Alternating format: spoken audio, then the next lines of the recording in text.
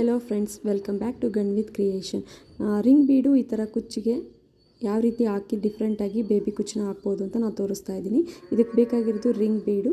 ಈ ರೀತಿ baby ಕುಚ್ಚಿಗೆ silk ಥ್ರೆಡ್ನ 180 ಸ್ಟ್ಯಾಂಡ್ಸ್ನ ರೆಡಿ ಮಾಡಿಟ್ಕೊಳ್ಳಿ. ಈಗ ನಾನು ಹೋಲ್ ಮಾಡಿಟ್ಕೊಂಡಿರೋ ಇದಕ್ಕೆ ನಾನು ಸ್ಪೇಸ್ಗೆ ಸಿಲ್ಕ್ ಥ್ರೆಡ್ನ ಯೂಸ್ ಮಾಡಿ ಒಂದು ರಿಂಗ್ ಬೀಡನ್ನ ಆ್ಯಡ್ ಮಾಡಿದ್ದೀನಿ ಫ್ರೆಂಡ್ಸ್. ರಿಂಗ್ ಬೀಡ್ ಆ್ಯಡ್ ಮಾಡಿಕೊಂಡು ಸಮನಾಗಿಟ್ಕೊಂಡು ಅದನ್ನು ಈಗ ನಾನು ಸೂಜಿಗೆ ಜರಿ ಥ್ರೆಡ್ನ 2 ಎಳೆ ಜರಿ ಥ್ರೆಡ್ನ ಪೋಣಿಸ್ಕೊಂಡು ಇಟ್ಕೊಂಡಿದ್ದೀನಿ ಫ್ರೆಂಡ್ಸ್. ನೋಡಿ, ಕೆಳಗಡೆಯಿಂದ ಸೂಜಿ ಹಾಕಿ ದಾರ ತಂದು ನೆಕ್ಸ್ಟು ಒಂದು ರೌಂಡು ನಾಟ್ ಹಾಕ್ಕೊಳ್ಳಿ. ಈ ರೀತಿ ಸುತ್ತಕೊಂಡು ಕ್ಲೀನಾಗಿ ಇಟ್ಕೊಳ್ಳಿ ಫ್ರೆಂಡ್ಸ್. ಒಂದು ಎಳೆನೂ ಆಚೆ ಈಚೆ ಹಾಕಿದ್ರೂ ಫಿನಿಶಿಂಗ್ ಚೆನ್ನಾಗಿ ಬರೋಲ್ಲ. ಈ ರೀತಿ ಫಸ್ಟು ಒಂದು ನಾಟ್ ಹಾಕ್ಕೊಳ್ಳಿ. ಒಂದು ನಾಟ್ ಹಾಕ್ಕೊಂಡಾದಮೇಲೆ ಒಂದು 5 to 6 ರೌಂಡು ಈ ರೀತಿ ಸುತ್ತಕೊಳ್ಳಿ.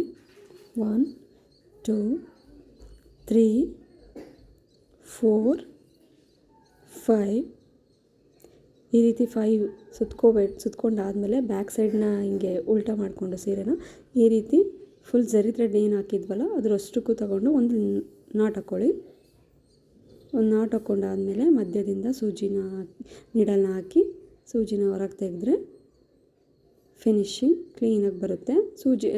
ಜರಿ ಥ್ರೆಡ್ನು ಒಳಗಡೆ ಸೇರುತ್ತೆ ಫ್ರೆಂಡ್ಸ್. ಅಷ್ಟು ನೀಟಾಗಿ ಚೆನ್ನಾಗಿ ಕಾಣುತ್ತೆ ನಮಗೆ ಫಿನಿಶಿಂಗ್. ಹಿಂದೆನೂ ಜರಿ ಥ್ರೆಡ್ ಬರೋಲ್ಲ. ಈ ರೀತಿ ರಿಂಗ್ ಬೀಡ್ ಹಾಕಿದ್ವಲ್ಲ ಅದನ್ನು ಈ ಥರ ಕೆಳಗೆ ಮಾಡಿಕೊಂಡ್ರೆ ನೋಡಿ ಡಿಫ್ರೆಂಟಾಗಿ ಬೇಬಿ ಕುಚ್ ರೆಡಿ ಆಯಿತು.